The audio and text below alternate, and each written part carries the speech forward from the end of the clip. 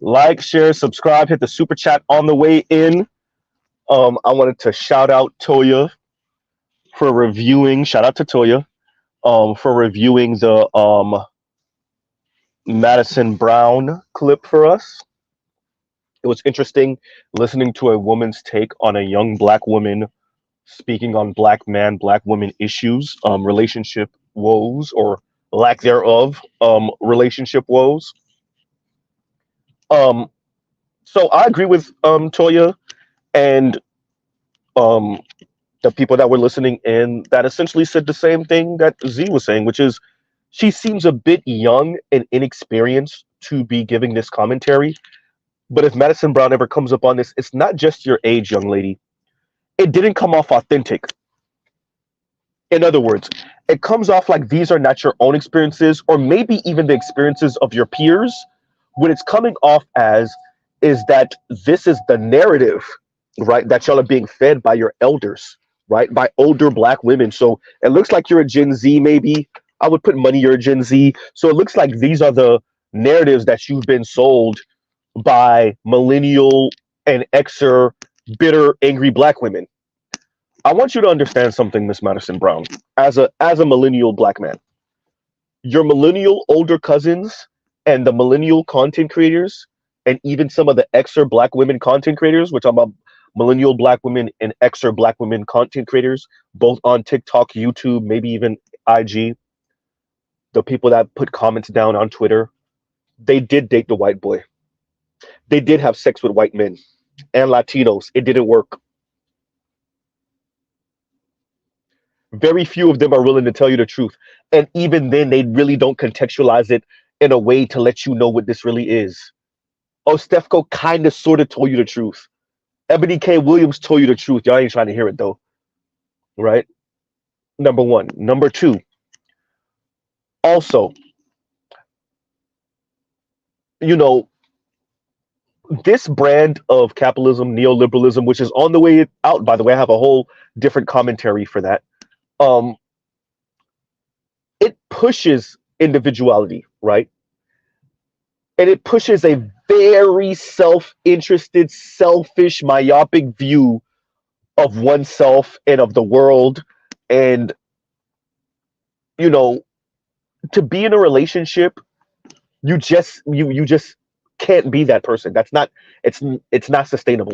Not only that, to be open to a different person. Remember, you're with a completely different person. This is another human being. I know, black women, I know it's difficult to think of black men as human beings. Oh God, right? Not just human doings, or not just a pleasure button that you press so that he could either get you off sexually or provide you with some money or resources or provide you with protection when you feel insecure, or kiss your ass, or um um pat you on the back and make you feel better about your own insecurities. I know black men are actually men and human beings. So whoa, novel idea. I know. But Miss Madison Brown, understand something. It doesn't matter if it's fair or not. Black men got more options than black women. It's that simple. Number one.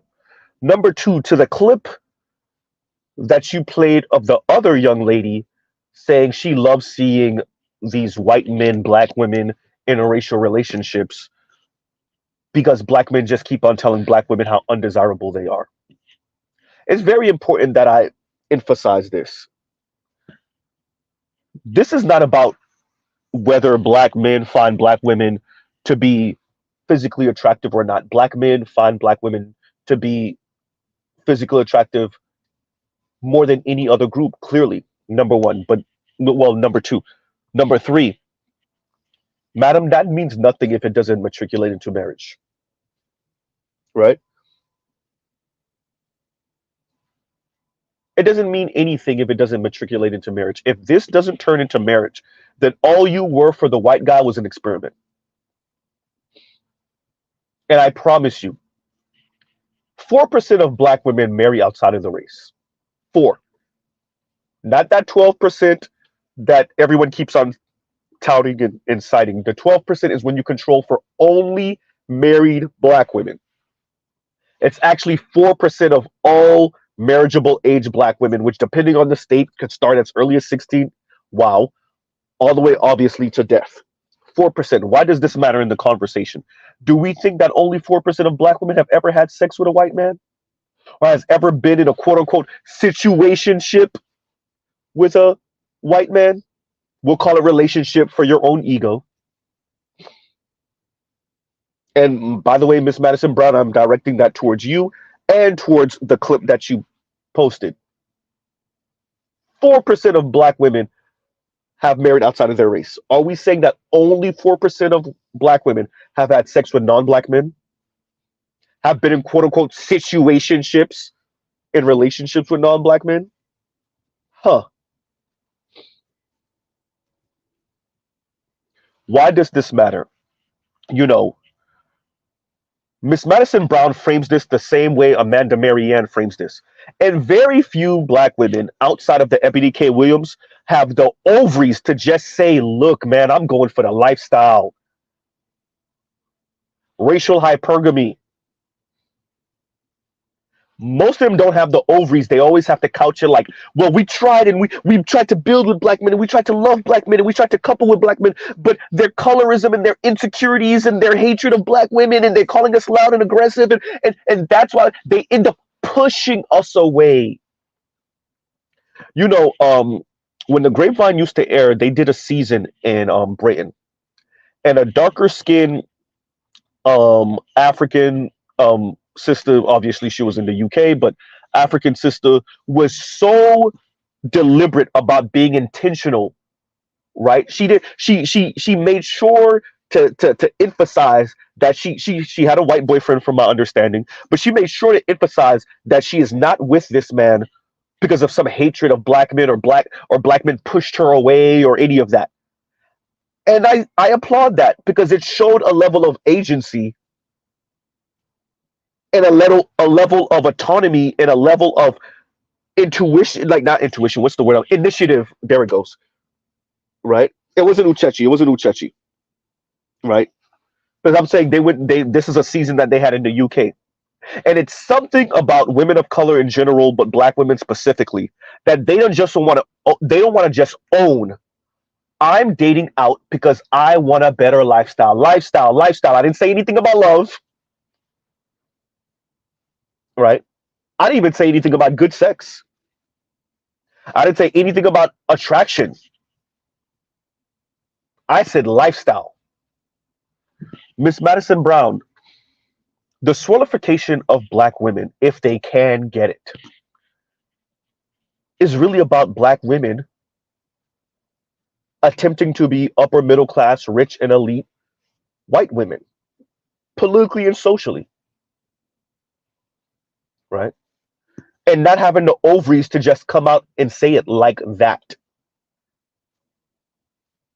Because it sounds real cold and calculated and schemy, which is in black women's right as a human being. But there is a backlash and y'all all know it. Intuitively, you know it.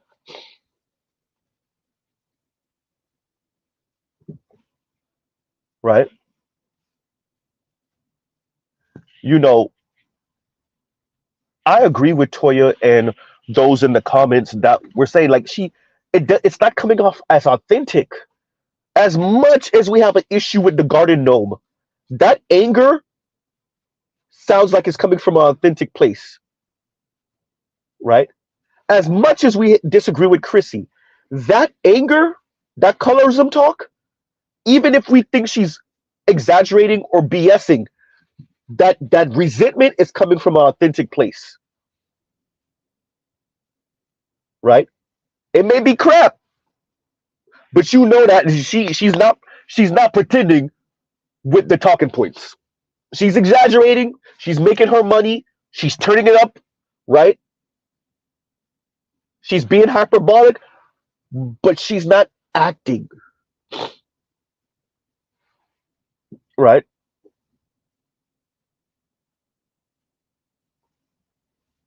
Paris was acting. Miss Madison Brown, so were you. I'm a black man. I see how you look. I know them brothers ain't passing you up like that, like that. You're selling other black women, young black women that don't look like you. You're selling them the resentment. It goes to what the Edward Anderson says, lie to me economy, but I want to modify that a little bit. Resentful, angry economy, right? Make me angry economy. Let's. I'm a add to what the brother Edward Anderson is saying by saying, make me angry economy, right? I need something to be mad about economy, right? Hmm. We have to be honest. Like, this is, if you see so many and you find this more and more, let me get this right. Gen Z black women are both crying in their parents' car because the young boys ain't checking for them, and that includes the non-black boys and young men. But and then they're also saying they could go get them a white man, which, by the way, the boomers used to say. Let me say this to Gen Z. Brown, this is directed towards you too, right? Dear Madison Brown, this is directed to you too. Here's the issue: Gen Z is saying this like your millennial older cousins didn't say this, your exer parents didn't say this, your potential boomer grandparents didn't say this. Dear Madison Brown, boomer black women literally were saying the same thing you said. They failed. Exer black women literally were saying the same thing you said. They failed. Millennial black women are failing currently, pretty much already done failing. I guess Gen Z black women didn't get the memo, right? This, I'm gonna go get me a white man. Da da da da da da. I'm gonna go get me. Mm. Why does this matter in the grand scheme of things and for black men? Because this is the rhetoric that black women use during, before, and after they're advocating against black men. They're practicing hateful indifference. They are marginalizing and minimizing the plights of black men under the guise of speaking about black women in a quote unquote positive light or advocating for black women, right? Intersectionality, everyone, the more you know, right? Huh.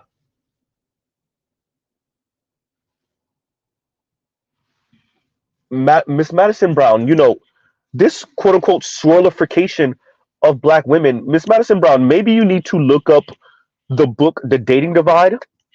You need to at least watch the articles. The professor name is Dr. Jennifer Lundquist. She's not even a black woman. That's a white woman.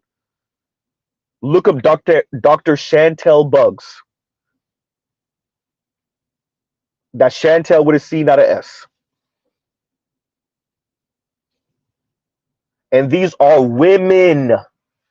Women speaking about essentially racial hypergamy practiced by women of color and how women of color are chasing after white men.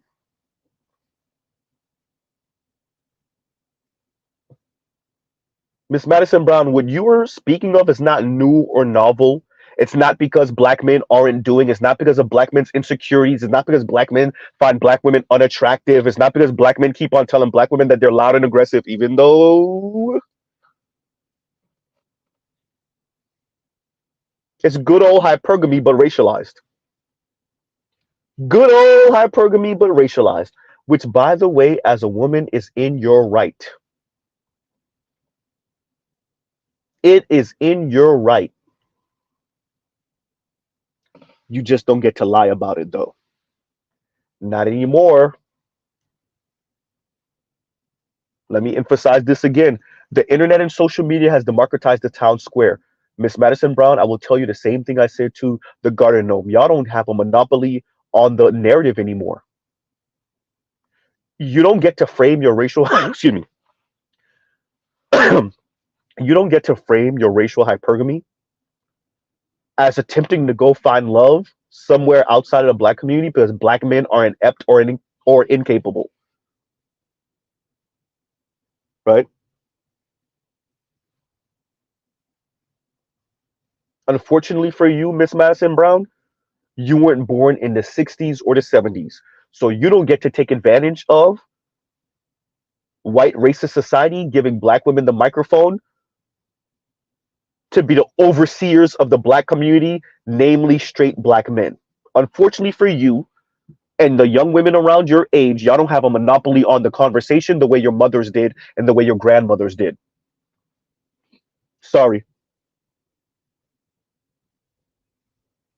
Okay, Doc. And Dr. Thunder says, streaming. I know you meant to say streaming. Streaming this morning, Z. I know you'll be interested in today's stream, right? Huh.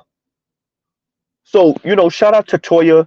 Toyah is the type of person you need as a mentor, Miss Madison Brown, because whoever you're listening to, the Chrissies of the world, right, and the Paris Malons of the world, they mean you no good. And you're gonna find out the same thing that Cheska Lee found out. You're gonna marry the white dude. You're gonna put him through university or college. You're gonna think everything is okay, and y'all gonna divorce. And then he's gonna get alimony from your ass. Oh, I hope this doesn't happen to Quinta B. I actually like Quinta B. But we'll see. That rhymes. Right? And that's all it is. Trell says bitter aunties. Exactly. They keep on claiming rich auntie. I don't know. Right? They keep claiming rich auntie. I don't know. Right? And Miss Madison Brown, this is all this is intellectualizing your anti-black misandry, your white worship, your white peen worship, your racial hypergamy, and hyper individualism, which it doesn't work for anyone. It doesn't work for your average American, and it definitely doesn't work for black people. But y'all can keep on trying it though.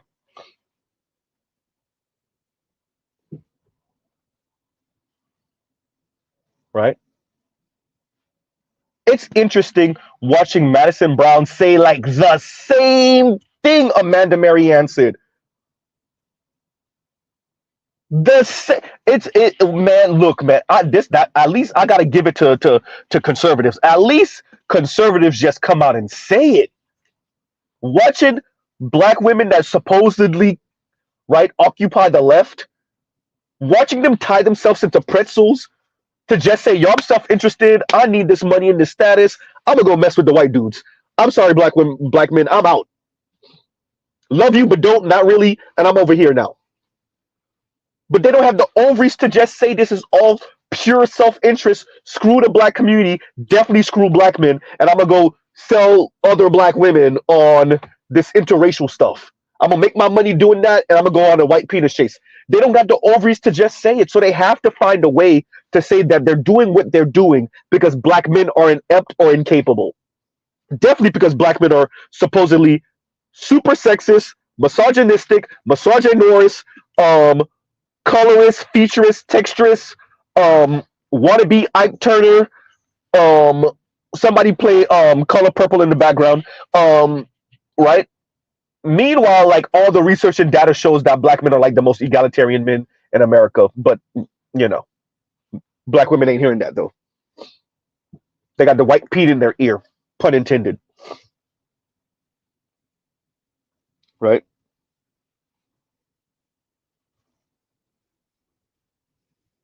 Exactly, Dr. Thunder. And Dr. Thunder says the dusty ninja rhetoric of black women is indistinguishable from white supremacy. That's all.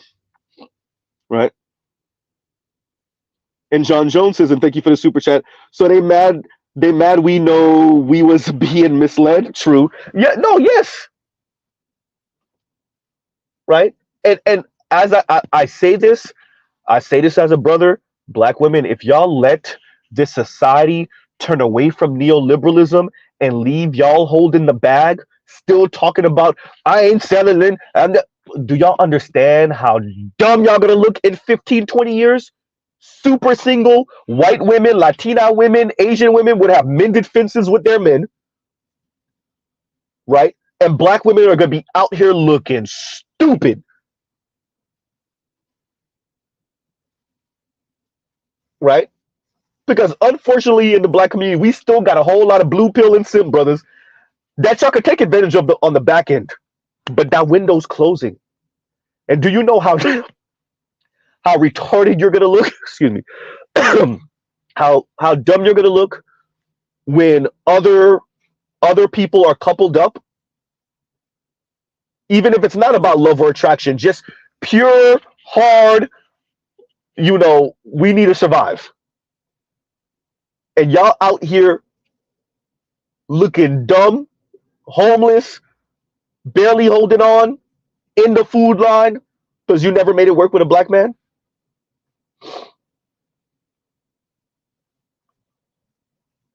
Because of your concepts of one racial hypergamy, two neoliberalism, three hyperconsumerism and materialism, right? So Madison Brown, I don't know who you're listening to or who you're watching that got you out here putting out these think pieces that actually a whole lot of facts fly in the face of, but okay, whatever. Right? And shout out to that young lady. This lets you know how strong the portrayals on social media are. The young lady that Madison Brown clipped out that spoke about, all these black men tell us how undesirable we are, which, by the way, that young lady is actually okay looking, right? She's not ugly. But it's interesting listening to her say, black men keep on telling us how undesirable we are, and that's why I love seeing black women with white men, but they're not getting married, number one. Number two, that lets you know how strong media and social media is. Right? Because are the interracial marriage rates for black women increasing that much? I want to be very clear while I'm covering this. It's the negative PR against black men, right? It's black women essentially saying, these other non-black men appreciate me. Why don't you? You know why? Because there's something wrong with you, black men. When y'all hear Mr. Z speak about this swirler talk and divester talk, it's not just about the sex and the intimacy in the intimate relationship between black men and black women, right? I need y'all to expand that out. It's these black women using that type of rhetoric, right, to justify some of what's going on in the black community by always pointing at black men and saying they're the wayward ones. You see, I'm accomplished as defined by you, white man and white woman. I have the degrees from the prestigious institutions. I have the position, pun intended, right? I have the position in the C-suite. I am an academic. I am a professional. I am part of the petite bourgeoisie. I have, quote unquote, merited my way into being a wife for a high earning, high achieving man. But these black men are so inept, incapable, sexist, misogynoirist, colorist, featurist, texturist, shallow individuals. That's why I'm not married. It has nothing to do with me and maybe whatever character flaw I have or whatever insecurities I have.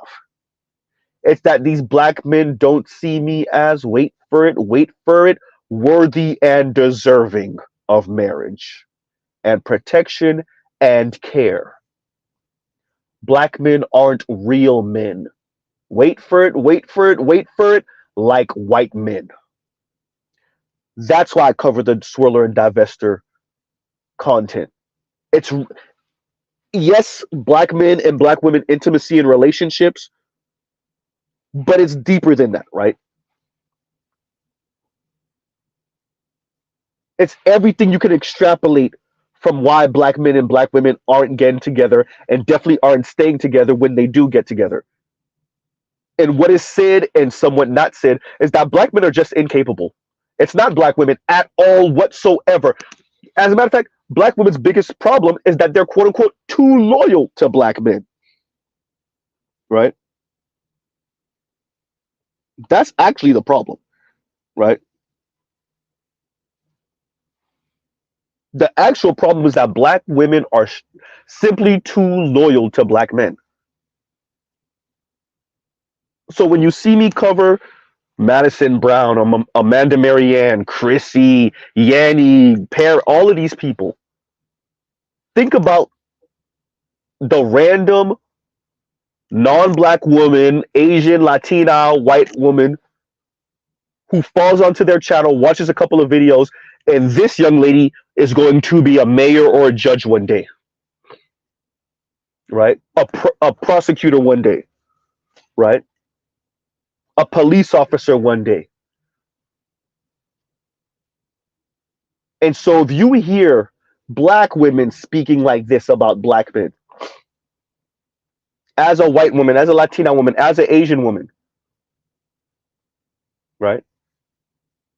Because we saw a couple of the white women following that Rhoda story and called out black women for now. And as a matter of fact, it's interesting because black women are exposing themselves a little too much when they slip up and go too far, right? And non-black women, wait. Oh, wait a minute. Are you weaponizing intersectionality against your own men? Huh. Wait. Are you weaponizing my father, my mother, my brother, maybe even me as a white person, as a Latina person, as a Asian woman?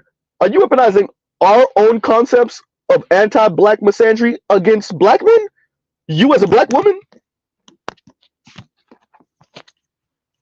Right? You as a black woman?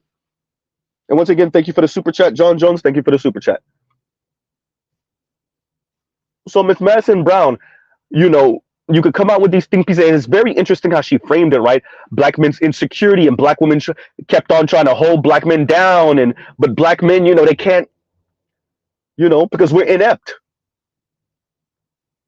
right? We're shallow, we're inept.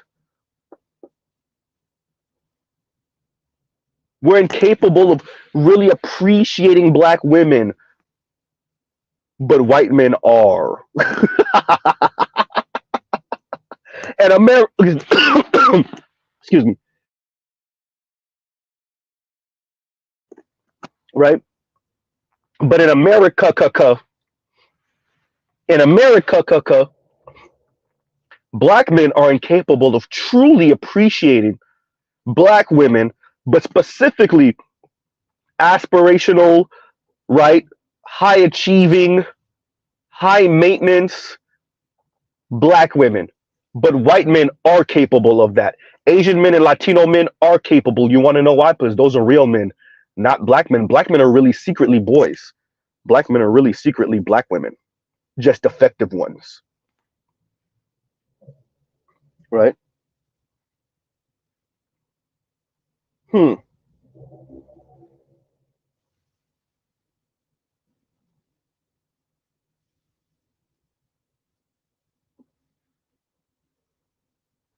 Dr. Thunder, I love this. I say this all. Loyalty ain't loyalty if you don't have any other options.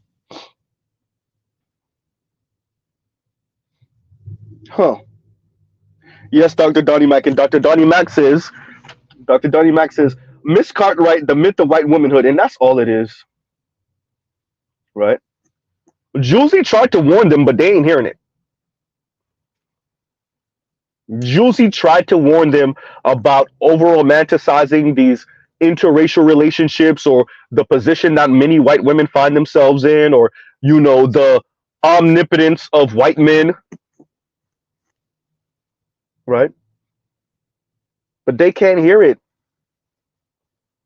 To the point where you have this Gen Z black woman who I'm almost certain don't have the experience to be talking about what she's talking about.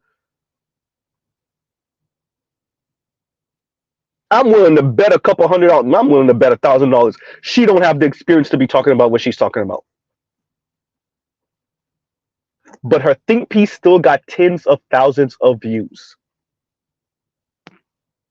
because black women and their racist non-black female counterparts want to hear black man boogeyman stories. Here's the catch: most of those black women are still going to end up with a black man, and many of those non-black women are still having sex with and are in a relationship with black men too. Wow, well, you look at that.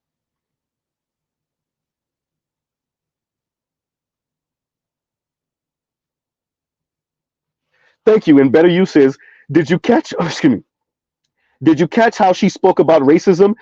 It was as if it was something dead and only in textbooks. It made me think of that video I sent you a few days ago. But if you're a black woman, and if you're a black woman that looks like Madison Brown, you might have grew up solidly middle class, maybe trending up a little bit towards upper middle class. You went to a diverse school. You have non-black friends, right? What is anti-blackness to you, right? Yeah, like Dr. Thunder said, like, share, subscribe, hit the super chat, like the video, you guys. What is anti-blackness to you is a thing of the past, right? It's something that tobacco chewing, right? Mullet wearing white folks in the South practice. It's like a caricature of your everyday white person. Unless a white person come out the mouth and call you an N word with the hard ER, it's not real. And it's something that black men really experience. Do black women really experience anti-blackness outside of the fact that most of these non-black men ain't trying to do nothing but pipe? Oops. Do black women really experience anti-blackness? Do they really experience racism? Right? Are black women in in the same type of numbers? Are black women being murdered by the state? Are they being warehoused in prisons like black men? No, not really. So do black women really experience anti-blackness from non-black people? You know how Mr. Z had to say it like that? Because if I just would have left it as black men, do black women experience anti-blackness? They would say yes from black men. That's why I phrased it the way I did. Right? Huh.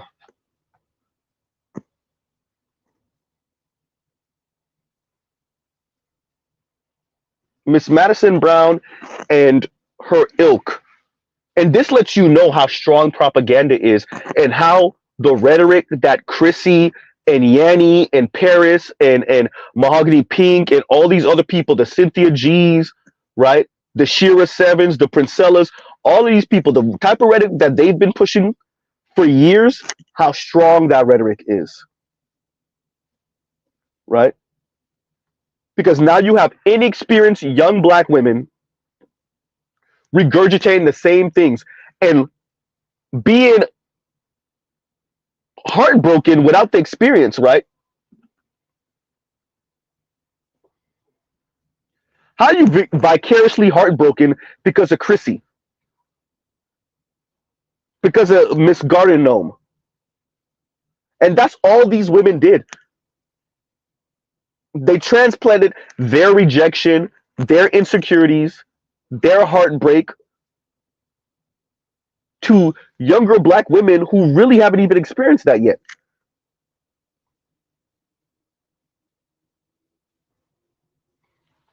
And that's why what Miss Madison Brown said came off inauthentic. But it doesn't matter because she's speaking to primarily young black women around her age. It doesn't matter if it's real or not. It feels real.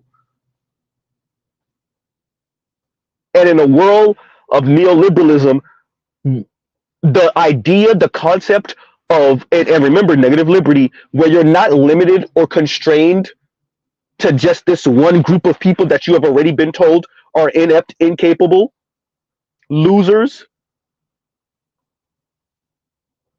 It feels freeing and liberating to say, I'm not limited to black men.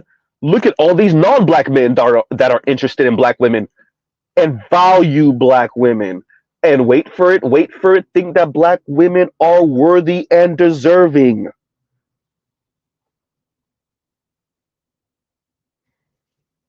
right?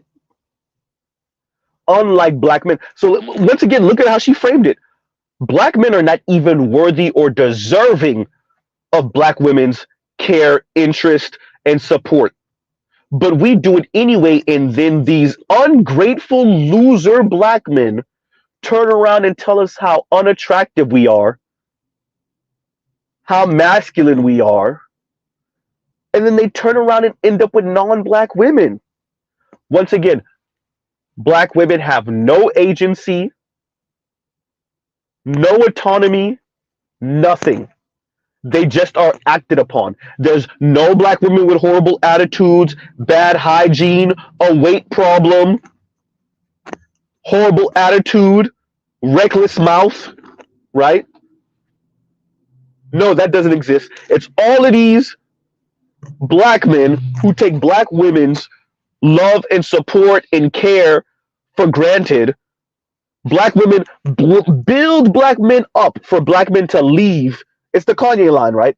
Black women build black men up for black men to say, all right, thank you for the, thank you, not even thank you. All right, I'm over here now with the white women. Once he get on, he gonna leave your ass for a white girl, right? And Madison Brown is speaking this way, and we all know she don't really got the experience, but that lets you know the strength of social media and propaganda and continuously forwarding a message that didn't even work for the people that's forwarding the message.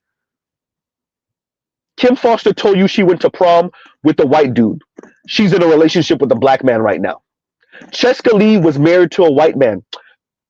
She might be in a relationship with a white woman right now. Right? Huh. Aisha Taylor used to be married to a white man. She's in a relationship with a white woman last time we checked. Huh? Paul Ryan used to be in a relationship with a black woman. He's married to a white woman now.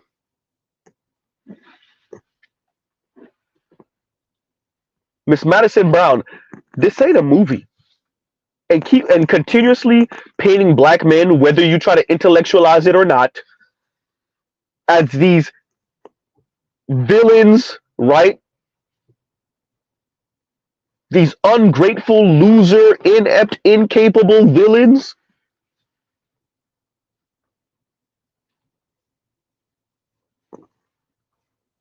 And black women are these helpless, hapless creatures attempting to do right by black men, and black men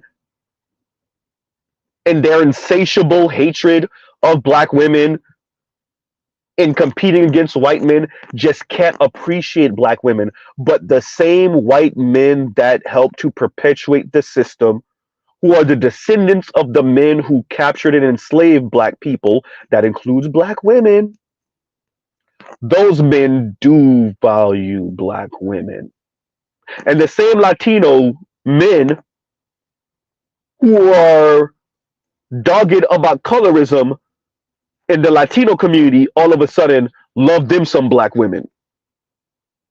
Huh.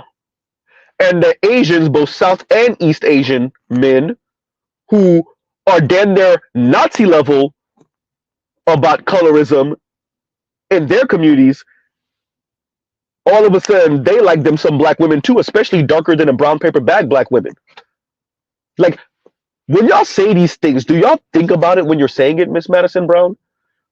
Or are you just regurgitating something that you heard a millennial or X or a boomer black woman say? Or even worse yet, women, Gen Z women of your own cohort.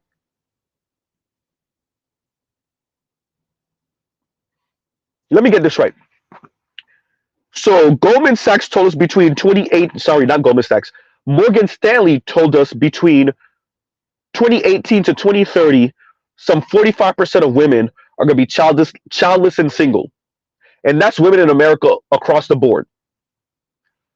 But black women are telling me that don't really apply to them because they just going to get them a white man. Somehow, white women are ending up with inept, incapable, immature, arrested development white men, but black women are not ending up with those same white men. Huh. Black women are telling us how horrible black men are, and that white men and non-black men are better. And yet the women from those communities, their own sisters, are telling us, I'm sorry, excuse me, are telling us that their brothers are incapable. And somehow Miss Madison Brown is saying, no, no, no, no, no, but they're not as bad as black men, though. To the point that we continuously forward the lie that black women are doing better in life than black men, while we know that the data says that black women have a wealth of $5.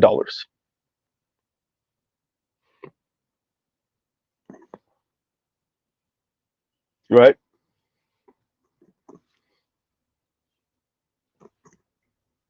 We know that black women have a wealth of $5. Huh. Articles coming out about the increased rate of black women homelessness. But Miss Madison Brown said, well, if you just get yourself under a white man, you'll be all right. Huh.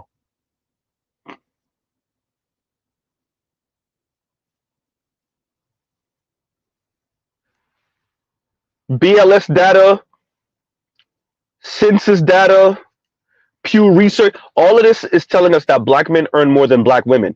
But Miss Madison Brown continuously tells us, and other people, other black people in the black community, that's both black men and black women, continuously tells us that black women are doing better than black men. Black women have more degrees than black men. That does not necessarily translate into earning more. Right? And Big Kev says, nah, let her chase white men. And that's all it is, right? That's all it really is, isn't it? Huh. And thank you for the super chat, Big Kev. That's all it really is. It's really about, attempting to appeal to white men in whichever way they can. Attempting to appeal to first non-black men, but primarily white men. Look, white men, y'all got me stuck over here with these incapable, inept, loser black men. I'm better than him. Haven't I merited my way into your hearts yet? Haven't I proven I'm good enough yet, Mr. White Man? Ain't I a white woman, Mr. White Man? I mean, I have the degrees. I can speak this way, right? I can't wait until Toyah does the coverage of Corporate Aaron, right? I can speak. I can speak in your language,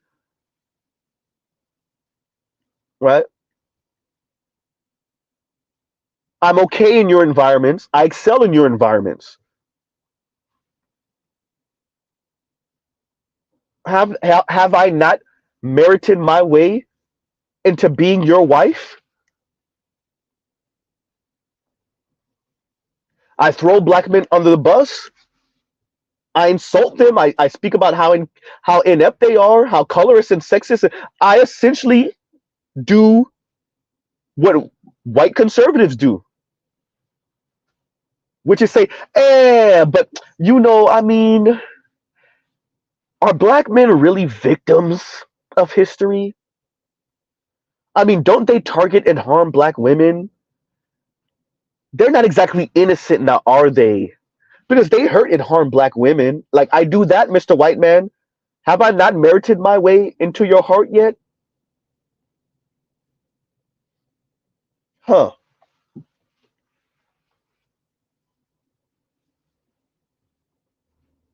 And with all of that, Miss Madison Brown, you still came off inauthentic because it wasn't real. These are not your own experiences.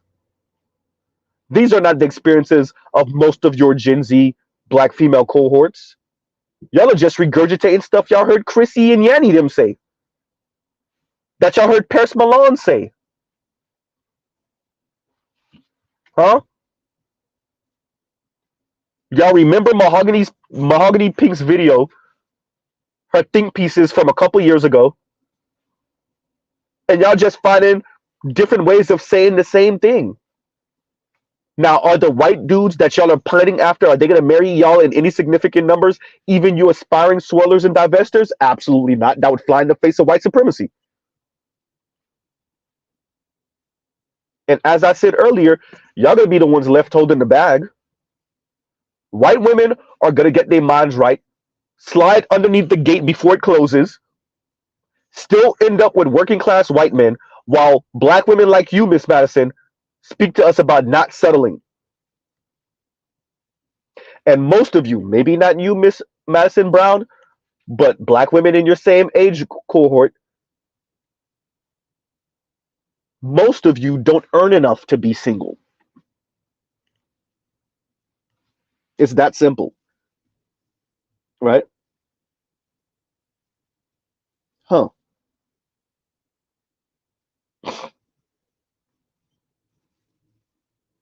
Trill Bentley says, aren't I an Ann? Hysterical. Right? Huh. Black women are doing better than black men. Right? Tyler Perry is telling us this. Rebecca Lynn Pope is telling us this. Right? Madison Brown is telling us this. Chrissy is not telling us this. She knows better. Especially having a degree in marketing, Chrissy knows better. Chrissy know that's not true. That's why she don't say it. Y'all need to pay. Chrissy is slick as hell. Look at what she says and look at what she doesn't say. Yeah, she a little misandrous a-hole, but look at what she says and what she doesn't say. Chrissy got to be the smoothest walker on that side of the conversation.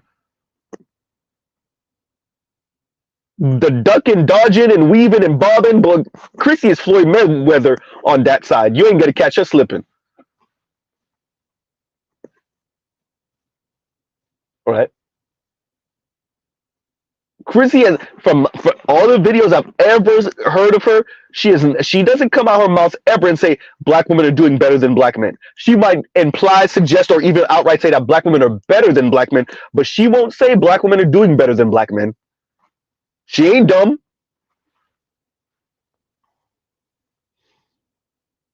Right?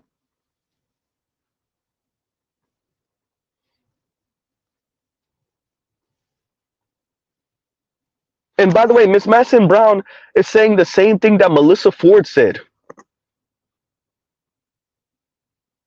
Look at the age gap. Miss Madison Brown is probably somewhere in her mid to early 20s. Melissa Ford is in her late 40s. Miss Madison Brown is I'm putting money she's a Gen Z. I don't think she's a super young millennial. I think she's a Gen Z. Melissa Ford is a Generation X.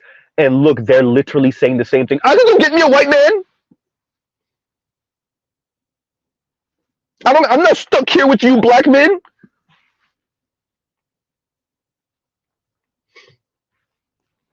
Huh? I have choices and options. I'm not limited to you. Anything you can do, I can do better.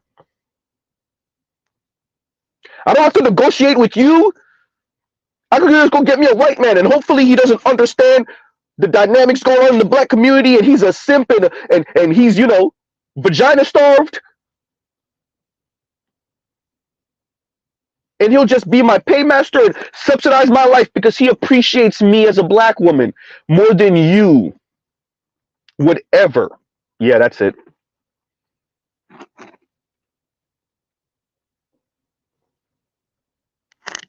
Huh.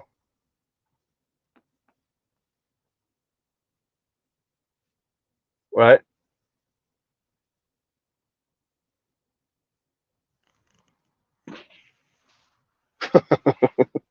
Miss Madison Brown, I don't know. And a split gym says, is it that they see the celebration of quote unquote black woman things that are lowbrow as a signal or a green light? And what's the percentage of those giving that green light?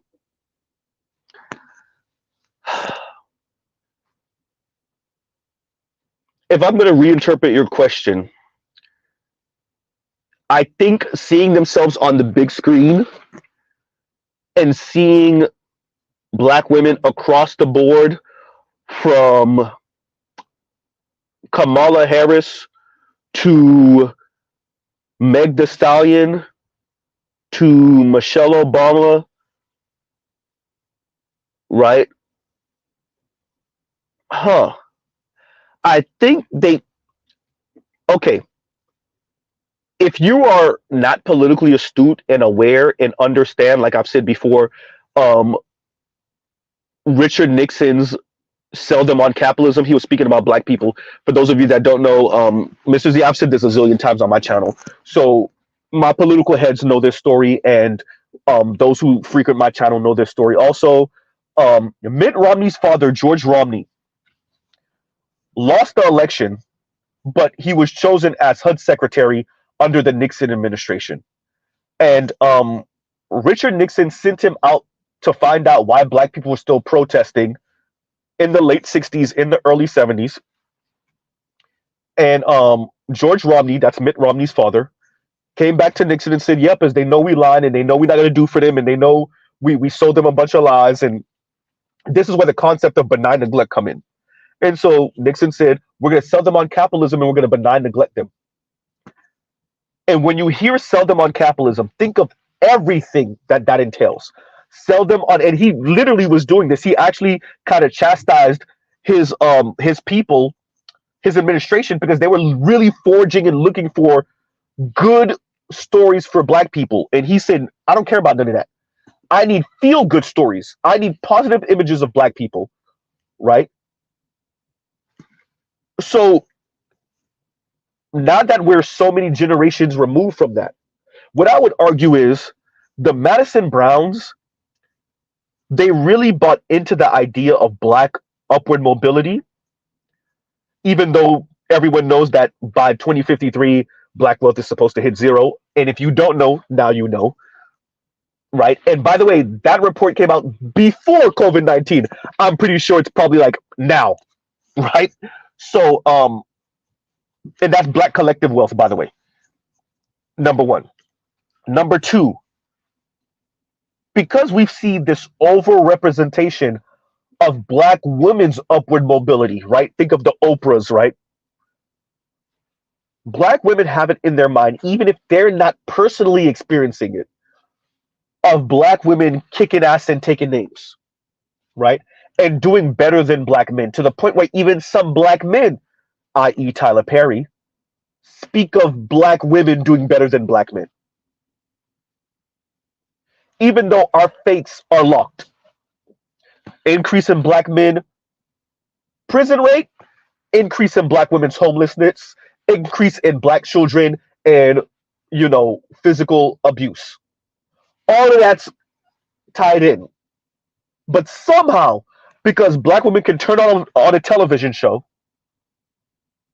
and before Meghan Markle was married to Harry, see Meghan Markle on Suits, right? And they can see Harris Faulkner on Fox News, and they see Simone Sanders on CNN, or is she on MSNBC? I can't recall. Or before Tiffany Cross got canned, they could see Tiffany Cross on MSNBC. And a few years ago, they saw Melissa Harris Perry, or Melissa Harris Lacewell, on MSNBC, because they can turn on the television and see that, and they know that Oprah's a billionaire, and they see Beyonce, and they see Rihanna, right? They really got it in their head that they're kicking ass and taking names. They really don't see that as the insidious plot of white folks to say there's nothing to complain about here. Meritocracy. Racism, what racism? Going back to what Better You was saying about how Madison Brown was framing this, right? Racism, what racism? Anti-blackness, what anti-blackness? Mind you, these are the same people that keep on talking about intersectionality and how being a black woman, and maybe even a black LGBTQ woman, how that's multiple oppressions, intersecting oppressions. These are the same people, but yet they actually buy into the concept of black women upward mobility, even though we all know, and maybe they don't, that black women have a wealth of $5. The reports of black women being the most educated are misleading, if not a straight out lie, because what it really was saying is that black women were the most enrolled in a higher institution, higher education institution. So when you hear Madison Brown speak the way she does, understand you're listening to a Gen Z black woman who is bought in to the propaganda wholesale, right? And this is her middle class white woman's way of saying, I'm better than these Negroes. I'm not going to be stuck in the black community with these Negroes, right?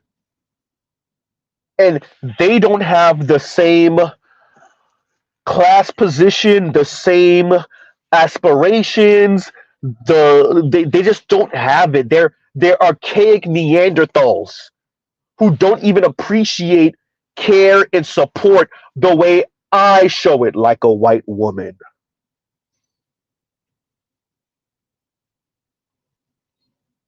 When you hear Madison Brown speak, when you hear Amanda Marianne speak, understand these are black women. They're black women.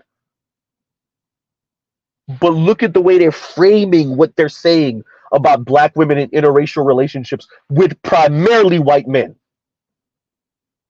It has nothing to do with them and their aspirations for white womanhood. It has nothing to do with racial hypergamy. Absolutely not. It has to do with black men not appreciating black women. So this is a cute, petite black woman on one hand. This is another attractive black woman on the other hand. And these black women are telling me that black men don't appreciate the way black women look and black women's aesthetic and black women's physique. Huh. Right?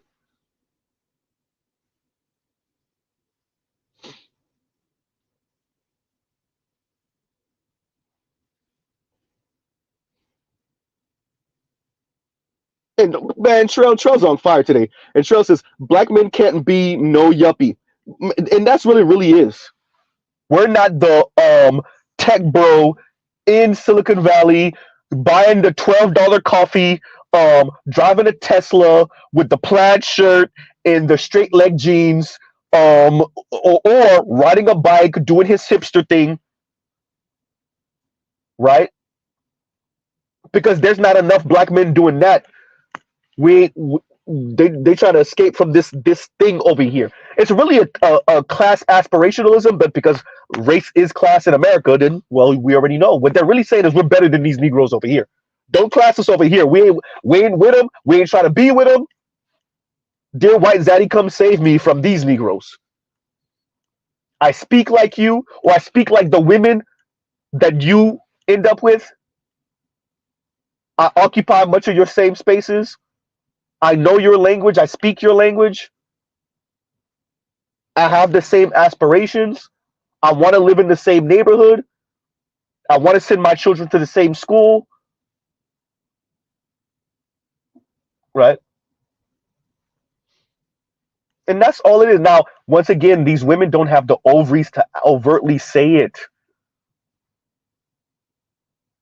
Look at all the women we've reviewed. All of them. Look how long it took for someone to actually and do numbers. I'm pretty sure there's some small channel that did this too that we didn't know about. Look how long it took for someone to just say it like Ostefko said. Pretty girl privilege. I don't got it. Look how long it took.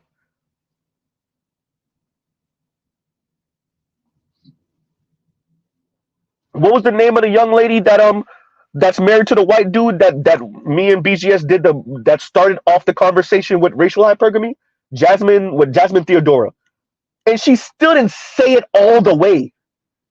She still tried to frame it like black men are the problem because you complaining about white men's anti-blackness and this anti-black society that's really directed towards you. She still tried to frame it like your problem is you're complaining. You're playing victim. She still tried to frame it like that, but essentially she said, I'm with the white dudes because racial hypergamy. They're the ones on top. And yet still, look how long it took for us to even get that. We understood that a certain type of black woman, the boss girl feminist black woman, was really trying to meld her success,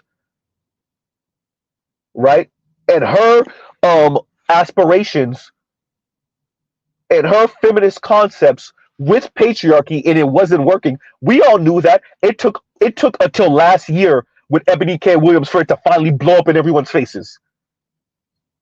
And even remember the first video with Iyanla Vanzant, they were still copping pleas for her. Now you don't see them copping pleas, but she made it even more blatant. And I'm saying all that to say it might take a while before the Madison Browns just outright just say it. Kim Foster still ain't saying. She still keep on dancing around it. I think I'm better than y'all. Y'all need to shut up. I'm the black female technocrat. I'm the black petite bourgeoisie. Stay in your lane. You're lesser than me. She still ain't say it. She's dancing around it, but that's her issue with not only Obsidian, but with the black manosphere and black men in general. So I'm telling y'all, be mindful of waiting for these people to say it. It's gonna take a while. Do your thing, live your life, and when they finally say what we all know is really animating and fueling them, when they finally say it, then we'll have that conversation and take it from there. Right? And once again, thank you for the super chat, a split Jim. And Mr. Shook to you says, why it's a privilege to care for difficult women. Why is it of I'm sorry, see, I didn't ask, I didn't say it the right way, that's why I was a little confused. Why is it a privilege to care for difficult women? I, they don't see themselves as difficult. They see themselves as quote unquote strong. We know when they say strong, they mean aggressive. We know when they say strong, we know when they say strong, they mean aggressive. We know when they say assertive, they mean aggressive. We know that. They don't ever say it that way, though, right? Are there strong black women? Absolutely. But do black women use strong in place of aggressive? You damn right. Black women, is it that you're strong or is it that you're aggressive? A pit is strong. A chihuahua is aggressive.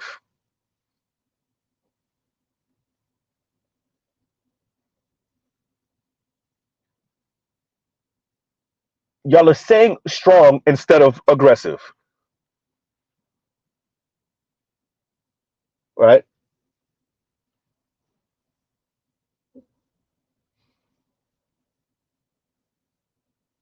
You're saying black women can't have opinions instead of saying what black women can be snarky, mean assholes. That's what you really mean. Black women can't. Wait, y'all keep on saying that we have attitudes. Yeah, that sassy, mean, snarky crap you're doing. Yeah, attitude.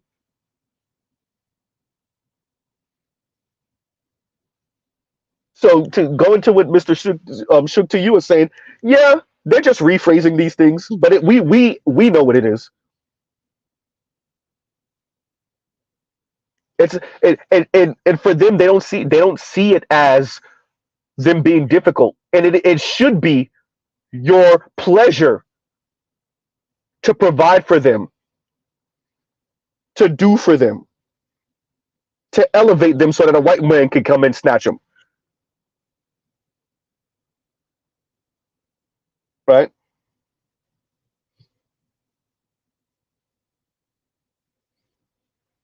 Thank you. And Mr. Shook to you says, actually, Laura broke open the racial hypergamy thing on Shay Sade channel when she said white men start on a pedestal while black men start in a hole. And who else would know that instead of a white woman who told you she was dating a six-figure white man who was over what she said 6'5" or something like that? But the demands of him, yeah, because he's like a 6'5" tall white dude that's earning six figures. He's God, lowercase g God, and he knows it.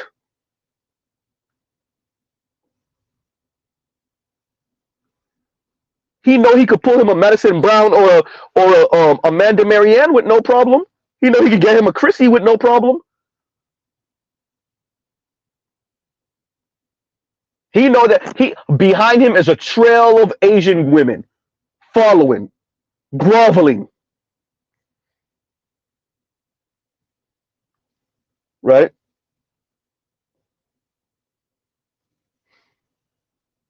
Thank you, Better You. And Better You says, guys are sassy now, not them. Y'all see me own it. I own that. If that's their little shaming tactic to essentially, because by the way, black women started getting shamed.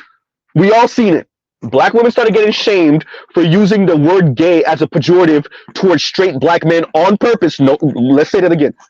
Knowing that this man is a straight man and using the word gay as a pejorative to a straight black man who you don't like his opinions. So they just switched it up and said sassy. And Mr. Z's like, oh, I own that. Right?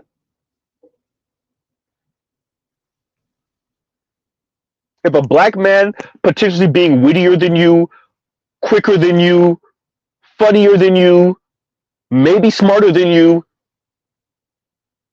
right?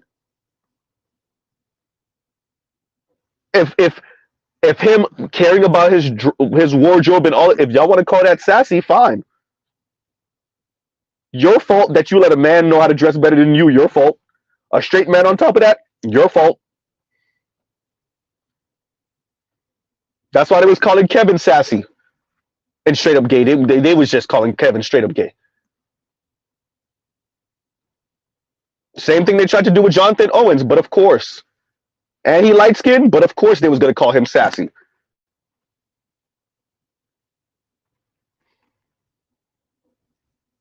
Right? Huh. And that's their way of saying, I get to insult you and belittle you and question your manhood and question your sexuality, and you're supposed to be stoic and eat that. Because no real man actually responds back to a woman, a black woman especially. No real black man, right? No quote unquote real black man responds to black women when we're insulting black men or just one black man. A real man joins in on it, or he shuts the hell up and sits in the corner. That's what a real black man does. Yeah, y'all could keep that. So I'm not going to take too much longer. Yeah. And once again, Mr. Shook to you, thanks for the super chat. So, like I said, we have a lot to cover. Apparently this month, it's Black History Month, y'all. It is Black History Month, y'all. And I'm over here speaking about a Generation Z black woman speaking about swirl. It's Black History Month, and I'm speaking about a black woman who is speaking about how horrible black men are. Well, will you look at that? Right? And Demetrius says panel. So half the reason why I'm actually doing this stream early is because Mama Z called me last night and asked me to run some errands with her today after work. So I still want to stream. I still want to do the Doomer stream that we were supposed to do today, but I don't know. So I'm streaming now just in case I can't bring y'all a stream later on today, but I still want to do the Doomer stream. So at worst, we might have to shoot for Wednesday or Friday at worst for the panel, right?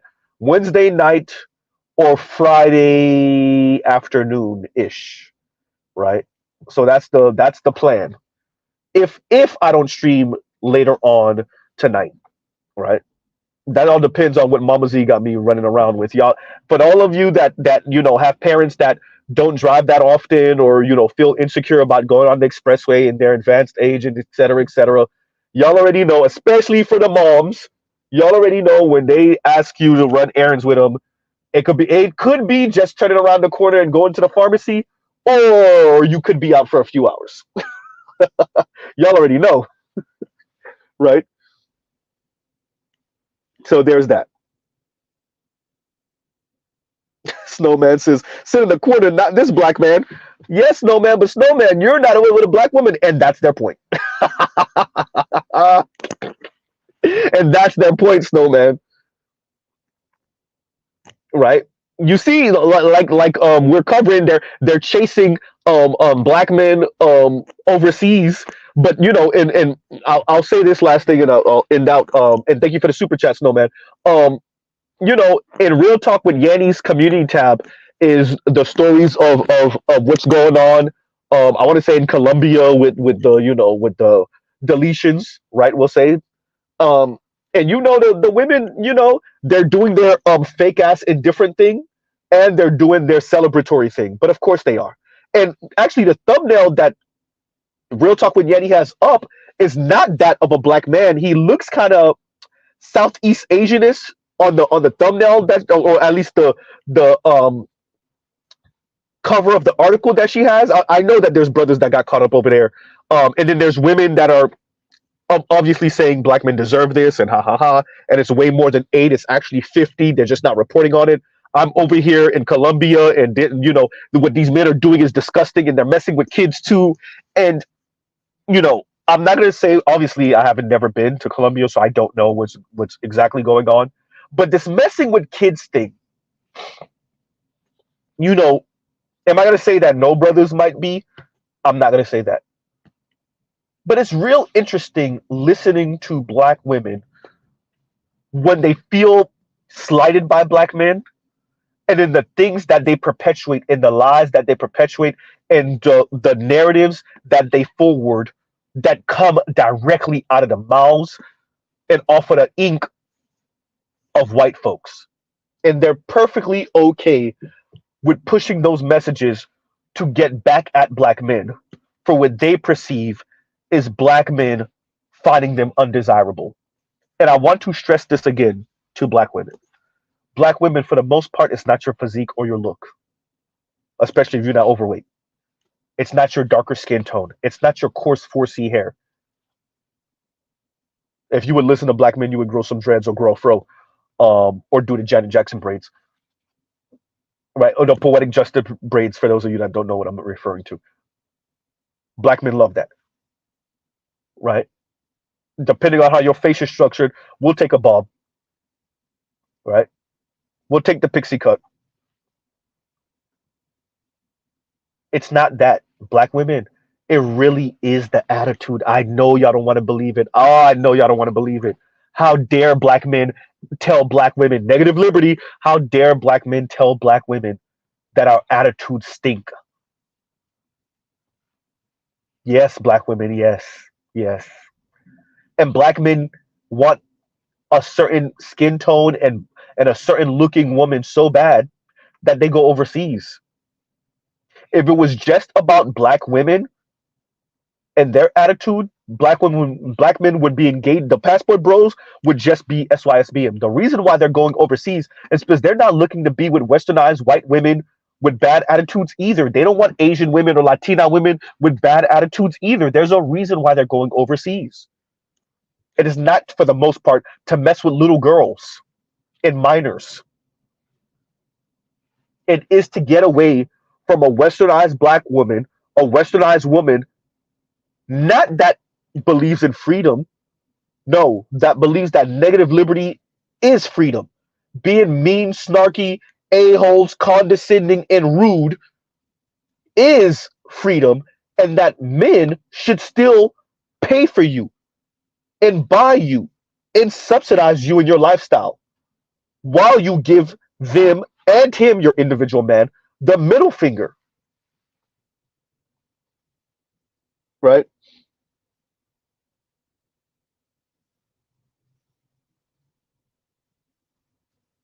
Huh. And Chakra says that pedo propaganda is way too dangerous, and they're gonna keep on pushing it. Man, I knew what they were on from way back, but definitely when the little garden gnome started begging White Zaddy to come and regulate the Negroes. The Negroes are going overseas, and they're bringing these women back, and they're the oppression, and then and essentially saying women over here have too much rights. These men are going overseas to go get women that don't have any rights and don't have a concept of feminism the way Western white women say it and negative liberty practicing ass black women say it. So they're going overseas to get these young, impressionable, non-black women. They're trying to call these women dumb. And dear White Zaddy, come regulate these Negroes or force these women into courses when they get over here that let them know that they could take these men for everything they got. Teach them about feminism the way we say it should be practiced. Negative liberty style. Right? Hypocritical style where we have, once again, feminism and patriarchy on an on and off switch. Because we really believe in patriarchy under feminist specifications. Oh, Negro, just because I said I'm equal doesn't mean you're not supposed to still pay for everything. Right? Split Jim. And Split Jim says, Eddie, I want half. Right? And that's all it is. And so I knew from then, I knew from then. Yeah, they're going to keep on. And now they're talking about these dudes going overseas to go mess with little kids. And is that true for a couple? Probably. Maybe. For most, if that is that what it is? Absolutely not. And when I say most, I mean like the vast majority most. No, they're just trying to get away from y'all. Kim Foster, your man is a special dude. I got to give the man props. Because for the most part, Kim, you were never, there is no man. Forget just black men, because I know for y'all to know, it's black men that can't handle. No, let me tell y'all something. The Garden Gnome is not dumb. I know we disagree with her. She got her issues. She got some real issues, but she's not dumb. She attended Harvard. She know what them white boys is on. The ones on the left and the ones on the right. She is not dumb. There's a reason why she's not with a white dude. It's not just because she finds black men that physically attractive. Y'all remember I covered, it was a darker skinned black woman. It was a TikTok video that I covered maybe early last year that I covered from O'Shea.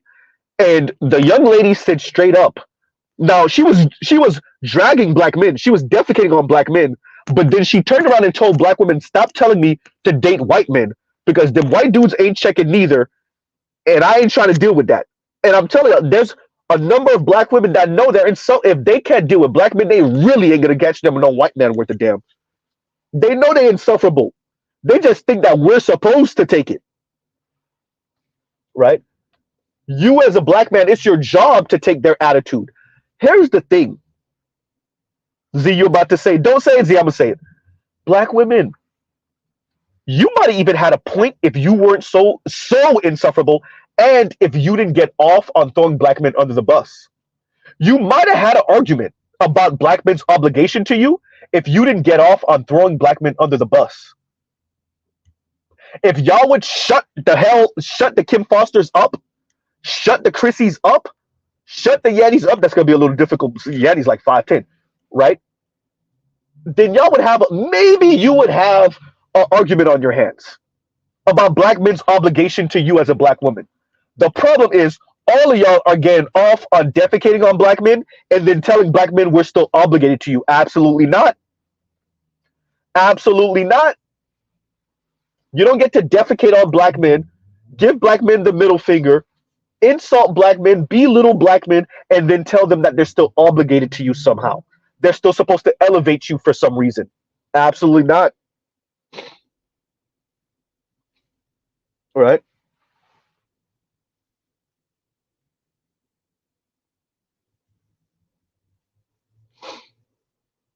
And Darren James says, aren't them women 4'11"? They could just be looking like kids because they're short. So there's a story of a Latina adult film star, we'll say, and she's really small. And she has a cute little face and little adult star, and that actually happened. She had to go save the dude that was selling tapes of her. Like, I think he was still kind of doing it illegally, but still, he got hit upside the head. I want to say in Puerto Rico for selling adult film. And then when they looked at the film with her, they said he was selling kitty, you know, and her and her man, white dude, went and saved him, the random dude, because and she said it was almost a scene out of a movie. Her and the white dude, it looked kind of cringe, her and the white dude, but okay, whatever. Um, because so they walked into the courthouse and then the judge looked and the whole courtroom looked like that's her, and she was like, yo, I'm an adult. Right? And she saved the dude because he was about to spend some serious time in I want to say it was Puerto Rico, but in Puerto Rican prison for selling kitty, and yeah, and she was an adult, and like not no 19-year-old adult, like mid or late 20s adult, but she just looked, so you do have a point. Right? But let's be clear, these black women would have had an issue anyway, because what they're really saying is, you ain't with no westernized, snarky, mean woman, so she's a kid, right? You're not with a woman that I deem as a woman, which obviously would just be black women. But you're not with a woman that I deem as a woman, so she's a kid, right? If she not neck rolling and have attitude and giving you the Tina Knowles look in that interview with Lawson, then she ain't no real woman, so she's a kid, right?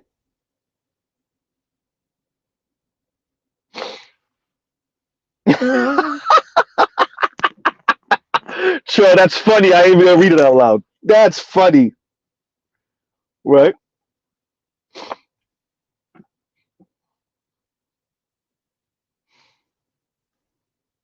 Yeah.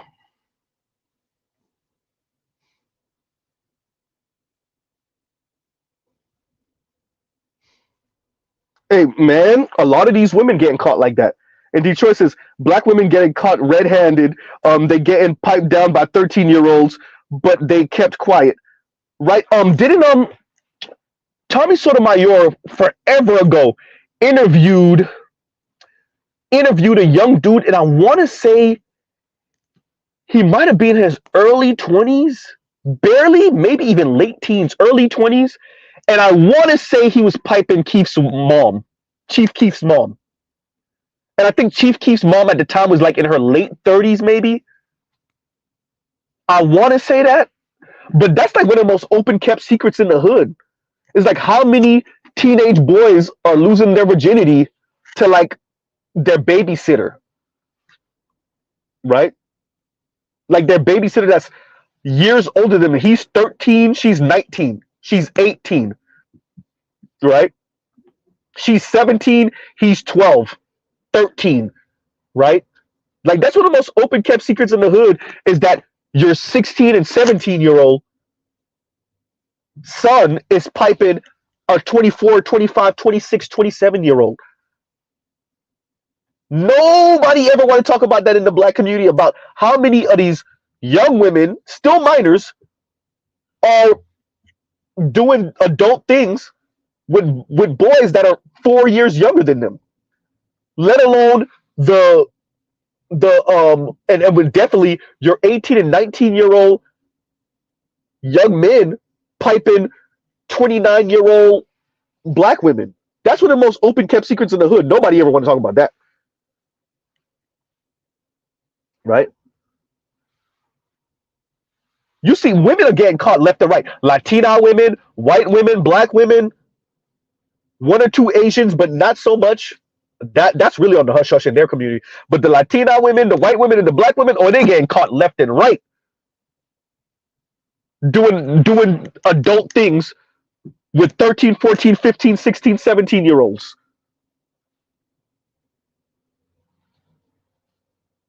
And every time it happened, people act shocked. What are you shocked about? These are 23, 24, 25-year-old women, oftentimes single, sometimes in relationships. Think about it. If you are spending that much time at work in your workplaces of school, you don't have a relationship, you horny as all get out, right? And you're cute, and you got this little 13, 14-year-old little hornball, just hit puberty yesterday ass young man flirting with you.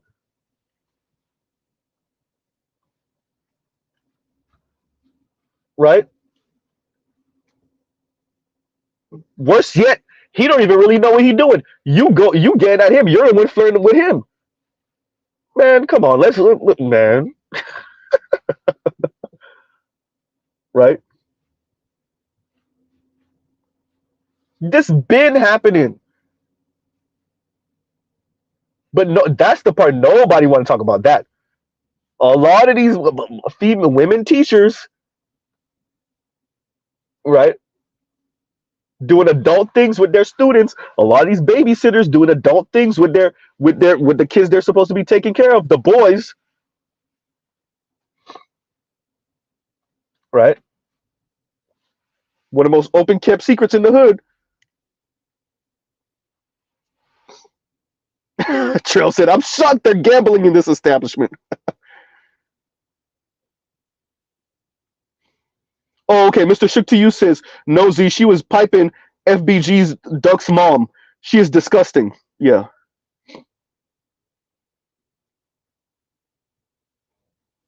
Wow.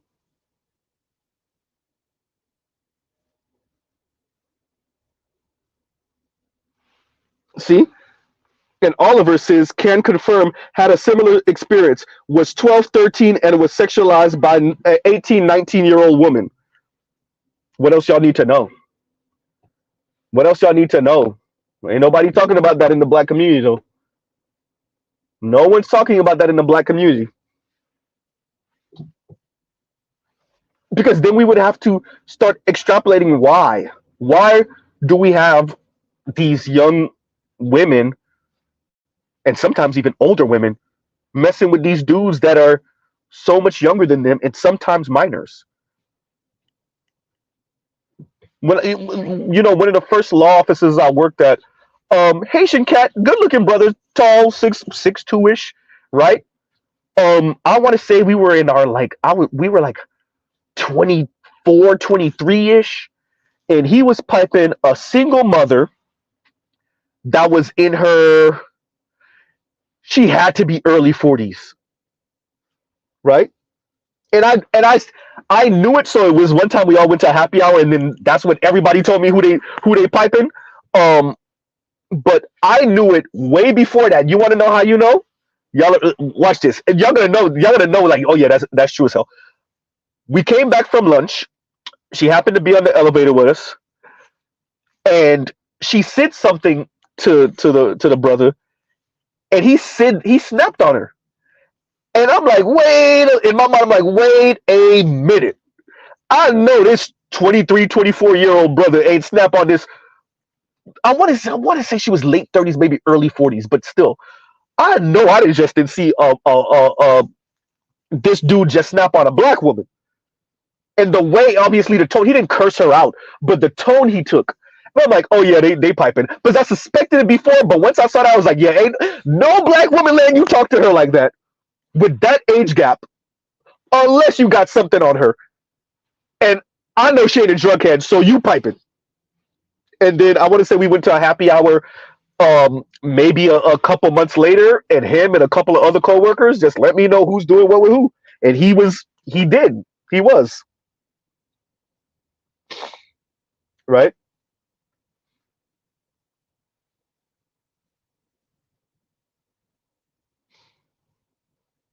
Mm. Wow. And Better Use says it's not just the younger ones either. Dr. T covered a story from Augusta in 2022 about a 70-year-old that was making the child she was watching perform how am I going to say this? Perform um tongue work. Tongue work on her, right? Tongue flexing exercises, right? Wow. As Riel said, you either got something on her or in her. Hysterical. And I found out he had something in her. Yep. Yep. And for all of the issues that Miss Foster, Miss Garden Gnome had with Obsidian, one thing that often goes unsaid, but he was entertaining and nobody really wants to talk about is the horniness of black women. That's how we're gonna say it now. From now on, hear ye, right? And as Trail is saying, FaceTime, hysterical, right? And yeah, the brother Obsidian was right. The horniness of black women, single black women, man, right? This is where situationships come in, right? Ha ha, giggity. This is where situationships come in, where you are, you know, you're a single black woman, and you either this dude will not offer you a relationship, or you don't want a relationship, but you want pipe, and there we go. Once a week, once every other week, one of y'all slide through to the other one place, do what y'all do. I'll see you next week. I'll see you week after next, right? I know it is. I know how to pronounce it, Chakra. I didn't want to call it what it is, right?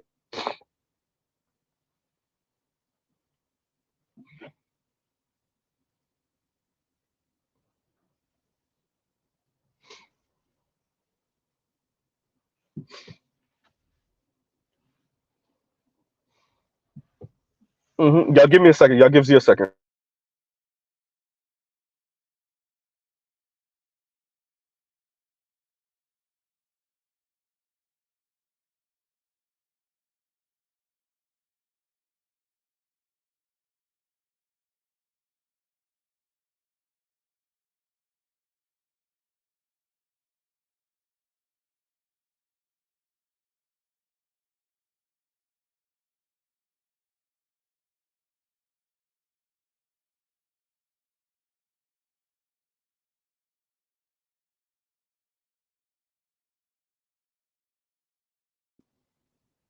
Right.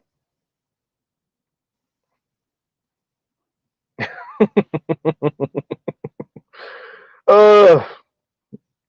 So, and Azriel says, did you see her post on the Backstreet Boys? She had a Justice for JC shirt. So yeah, if you're speaking about Madison Brown, I want to say yes. Um, yeah, and I saw it, and I didn't want to, but yeah. Look, man, we know what it. You know, look, some of our cousins have different experiences than us, and that's okay. Some of our female cousins, black women cousins, they just have different worldview and experiences than us. My issue, and it continues to be my issue, they are the ones that white society gives the microphone to be the Negro whisperers. That's my issue. My issue is that because we're working on about 2 and 3 generations of college educated black people, um, depending on how old you are, 2 and 3 generations of suburban Negroes. And I'm not saying that as a negative. Here's where I'm saying that's potentially an issue. These people that are oftentimes, not all the times, but oftentimes removed from the majority of black people who have different experiences, nothing wrong with that. White society sees them as more palatable and less threatening.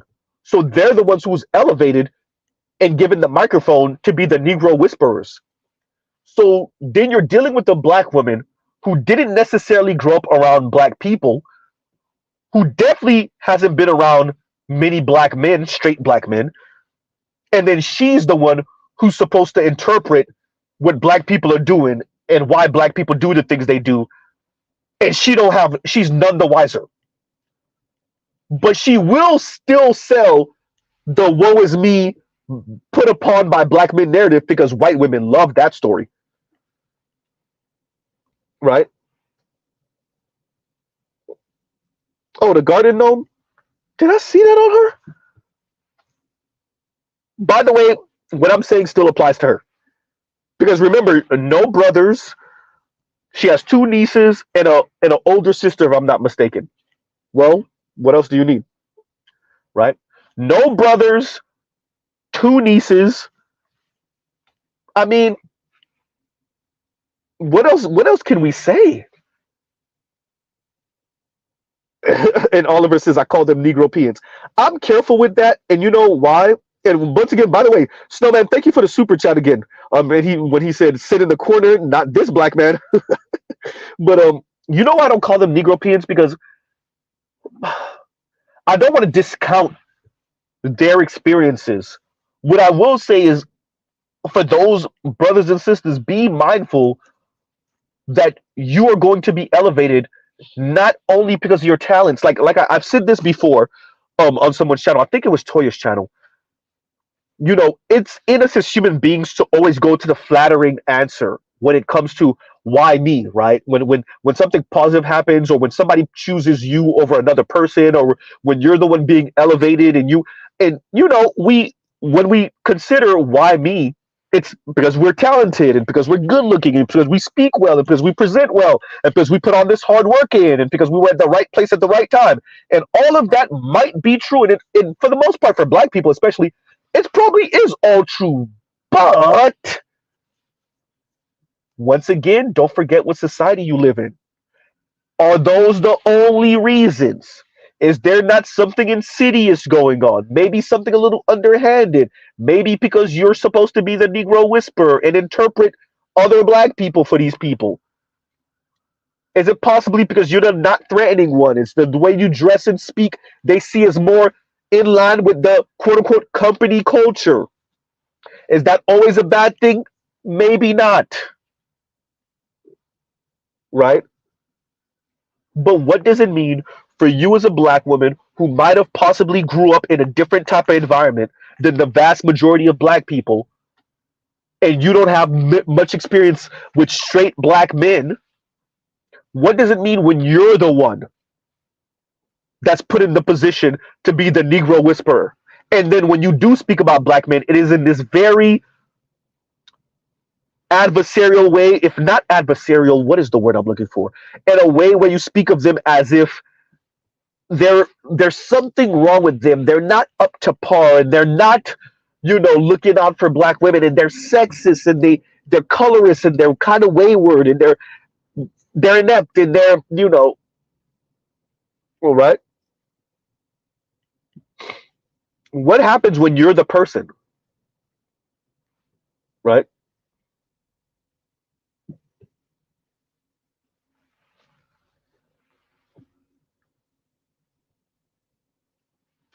So that's why you know, I kept on saying it.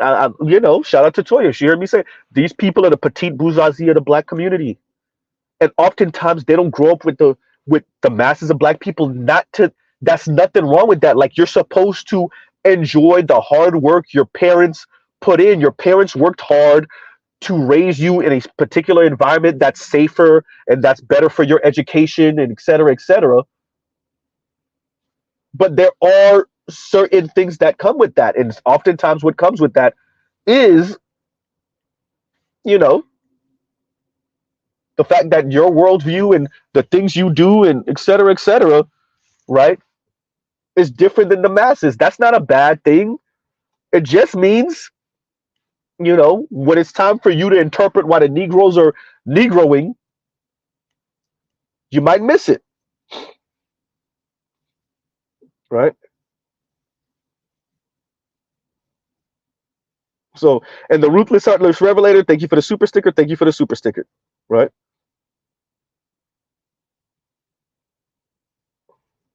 And Split Jim says, but those same classist persons want to be affiliated with ghetto culture. They look at ghetto culture. They look at hood brothers and sisters. They look at them. Excuse me, the same way white folks look at them.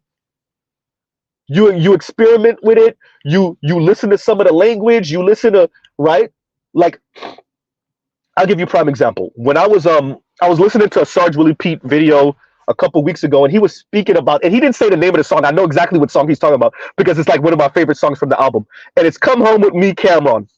And Sarge was speaking about where Jim Jones was like, "Come home with me when a mother's is 30," and et cetera, et cetera, and he was like he was mortified by that, and like remember this is a song I was listening to in high school. I've been listening to the song for over a decade easily, right? Coming up on 2 decades actually, if not 2 decades. Let me see. Yeah, coming up on 2 decades, if not two. No, it's been 2 decades. Wow, it's been 2 decades, right? Goddamn, that "Come Home with Me" album, right? So yeah, so and if I'm not mistaken, I think "Come Home with Me" that was the title of the album and the title of the intro track, right? So I know exactly what line he's talking because I still listen to that song at least maybe twice a month, if not at least once a month, right? Um, so you know, when Jim Jones said that, even back then, I didn't think anything of it, not because that was what I was experiencing in my own life, um, but I understood that like that happens, and I understood like I had an idea. I didn't obviously I'm 17, 16 or something like that at the time. I didn't have the words to explain um status quoism or like you know those of us that really don't understand how different the world was all of 200 years ago and much of the everything that we enjoy and the scenery that we're used to and the roads and all of this is things that really came about over the past century, maybe century and a half. Like almost everything you could think of, from the car to the plane to the high rises and the buildings and the paved roads, et cetera, right? Like all of this is within the past, give or take, century and a half, right? Now that we're in 2024, maybe a little bit past the century and a half. And because I understood that even as a teenager, I wasn't shocked. I'm tying that to what we're saying about these women and their worldview and the way they're talking about black men.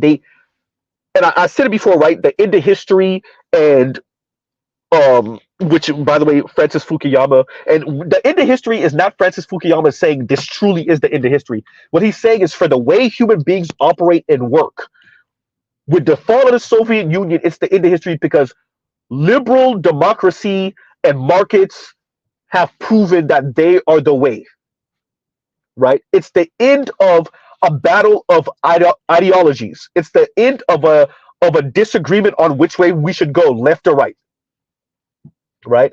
It's clear that this is the best way forward for black, excuse me, I was going to say for black, but for people. These systems that were developed in the West, liberal, open, free market democracy, um, liberalism, as would call, um, is the best way. And I think black women got caught up in status quoism, right? Now they still try to harken back to a time that never was, where black men just come home backhand their wife just because the white boss or the white owner was being, if we go back to sharecropping, he was being an a-hole to the black man, so the black man just comes home and just starts Ike Turnering wailing on his wife. They still try to harken back to some abusive great granddaddy story, which for the vast majority of them is not true, right? But in reality, they really are stuck in a world where like this is the way it is, this is the way it will always be, right?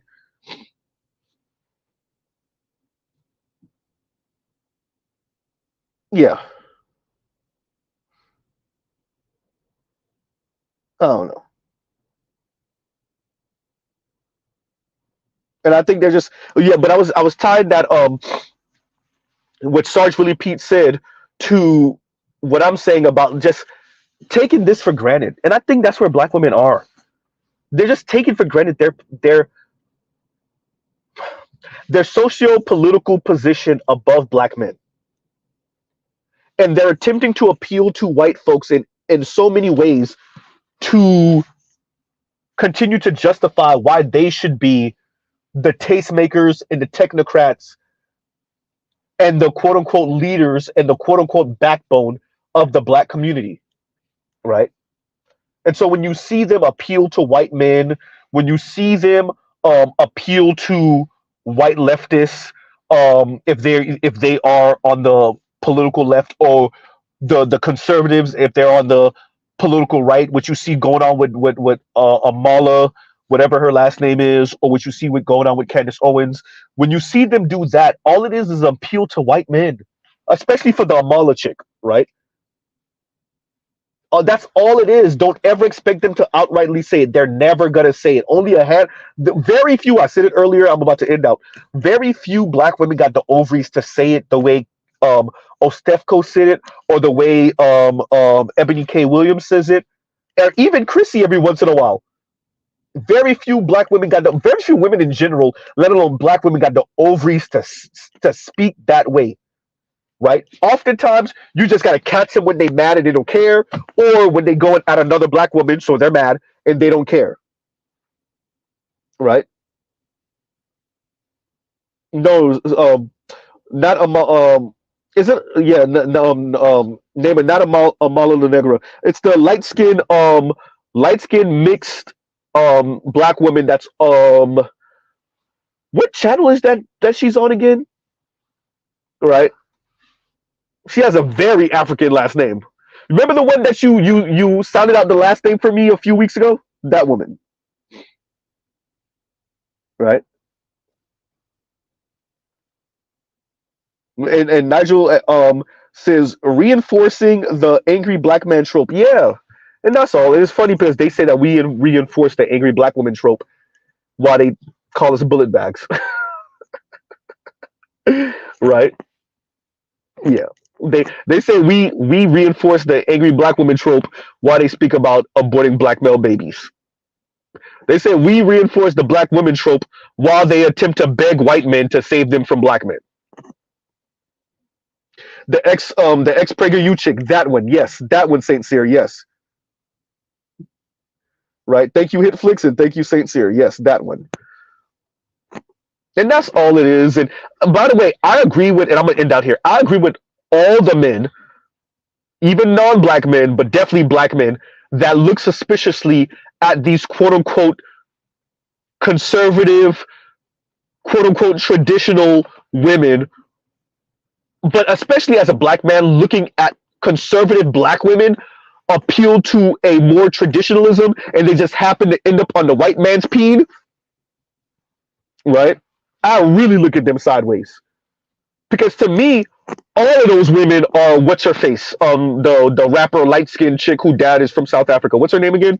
That all these young women listen to. Oh my God, her face is right there. The weirdo light skinned mixed chick that be chasing after white men. Um, what is her name? I can't remember it. Doja Cat. Thank you, Saint Cyr. Doja Cat. All these women are Doja Cat. All of them are Doja Cat. All of them. Especially for black women. If black women start talking some conservative crap to me and you end up somewhere on the white man's team, you're Doja Cat. All of them are Doja Cat to me. Y'all want the blue blood, old money, preppy white dude, but you'll settle for the tired ass, hairy, Hagrid looking white dude. You'll settle for that, right? Just like Doja Cat did. Y'all will settle for it. right? You want the preppy white dude, but you'll settle for a Machine Gun Kelly, right?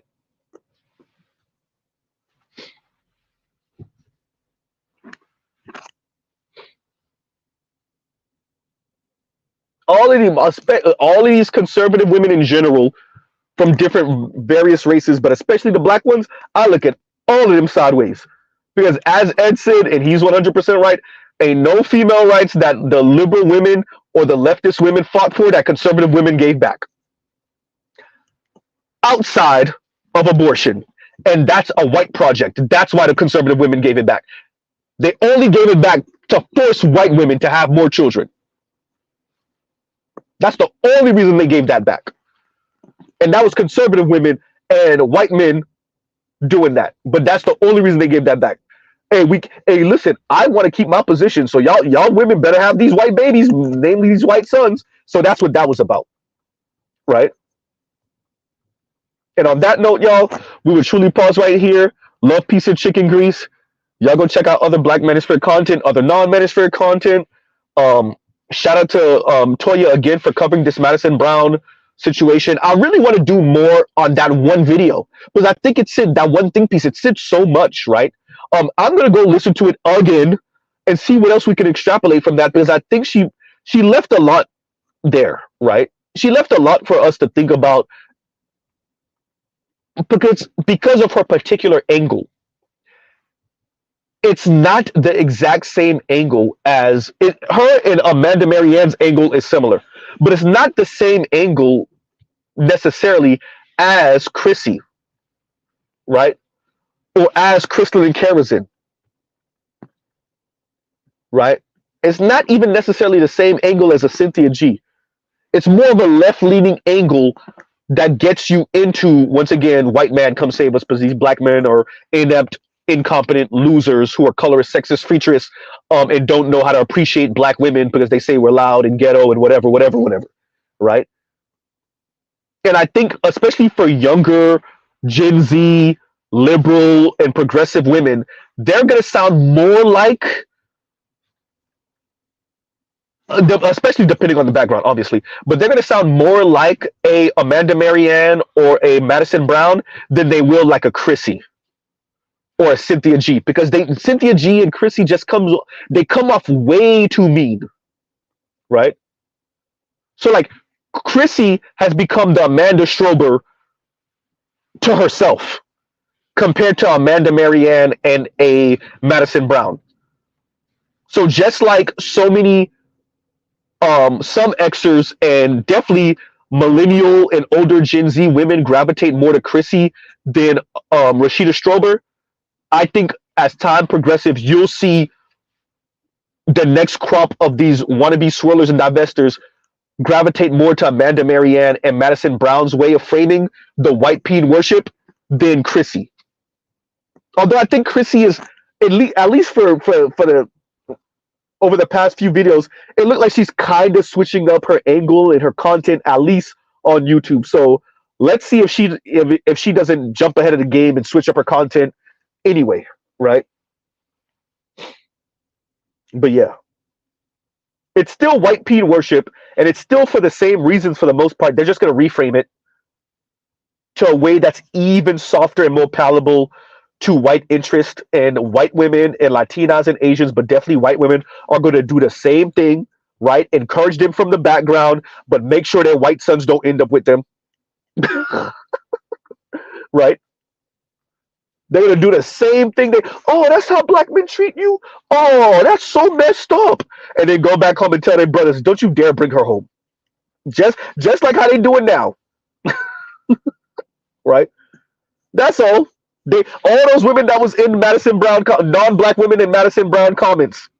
All right, Madison Brown. I'm telling you how it's going because black men are having sex with those same women that's in your comment section. Right? Young black men are having sex with those same non-black women that's in your comment section. Those same non-black women that's like, oh, that's what they're doing? Oh, that's so messed up.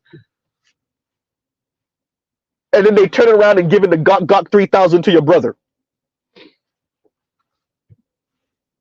Right. Don't forget about the woman I told y'all that was in the comment section for who was it? Non-black women that was in the comment section that was speaking about how Rhoda pretty much weaponized anti-black misandry against black men.